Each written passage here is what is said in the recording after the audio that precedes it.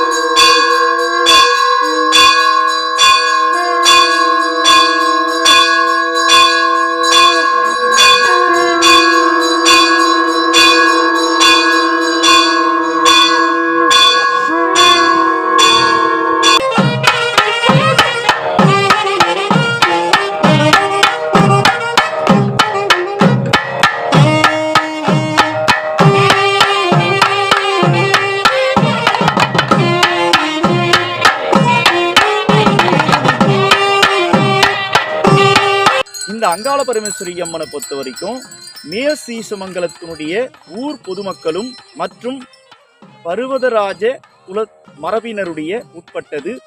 இது ரொம்ப முயற்சி எடுத்து இந்த கோவிலை கும்பாபிஷேகம் செய்திருக்கின்றனர்.